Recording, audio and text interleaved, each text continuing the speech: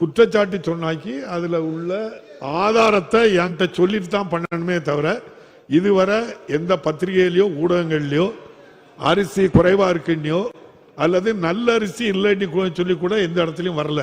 நீங்க அப்படி இருக்கும்போது குற்றச்சாட்டுலாம் சொல்லக்கூடாது. உறுப்பினர் மாண்புமிகு உறுப்பினர், நீங்க கேள்வி கேட்கணும்னா கேள்வி நேரத்தில் கடை எங்களுக்கு திறப்பேலாம் திறக்கணியாச்சு, அதுக்கு கட்டடம் கட்டிடலாம் தான் அதுக்கு ரிலேட்டடா கேட்கணுமே தவிர அதை தாண்டி நீங்க பேசுறது யாரோ ஒருத்தர் இப்படி தகராறு போட்டாங்கிறத போலீஸ்ல கம்ப்ளைண்ட் பண்ணுங்க.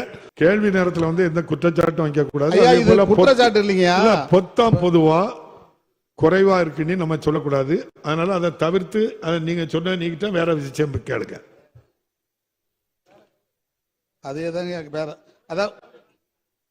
அதே போல தற்போதைய நடைமுறையால் குடும்ப அட்டைதாரருக்கு வழங்க வேண்டிய பொருட்களின் அளவில் 50 கிராம் முதல் 250 கிராம் வரை குறைத்து வழங்கப்படுகிறது. இதனால் விற்பனையாளர்களுக்கு பொதுமக்களுக்கும் மாண்புமிகு உறுப்பினர் திரும்ப சொல்றேன், நீங்க புது உறுப்பினர் நினைக்கிறேன். குற்றச்சாட்டு சொன்னாக்கி அதுல உள்ள ஆதாரத்தை என்கிட்ட சொல்லிட்டு தான் பண்ணணுமே தவிர இதுவரை எந்த பத்திரிகையிலயோ ஊடகங்கள்லயோ அரிசி குறைவா இருக்குன்னோ அல்லது நல்ல அரிசி இல்லைன்னு சொல்லி கூட எந்த இடத்துலயும் வரல.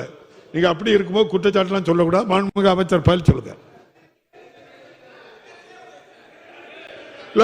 கேள்வி கேட்க விடணும்ல. நீங்க குற்றச்சாட்டு சொன்னா என்கிட்ட சொல்லணும்.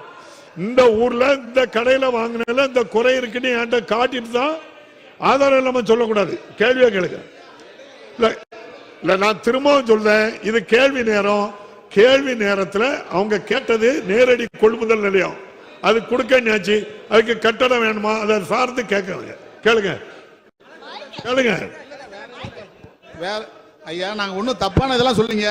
இப்ப நான் என்ன சொல்ல வரேங்கய்யா, அதாவது பொதுமக்களுக்கும் விற்பனையாளருக்கும் வாக்குவாதம் நடக்க இருப்பதால் நீங்க உறுப்பினர் மாண்புமிகு உறுப்பினர் நீங்க கேள்வி கேட்கணும்னா கேள்வி நேரத்தில் கடை எங்களுக்கு திறப்பேலாம் திறக்கணியாச்சு, அதுக்கு கட்டடம் கட்டிடலாம் தான் அதுக்கு ரிலேட்டடா கேட்கணுமே தவிர அதை தாண்டி நீங்க பேசுறது யாரோ ஒருத்தர் இப்படி தகராறு போட்டாங்கிறத போலீஸ்ல கம்ப்ளைண்ட் பண்ணுங்க.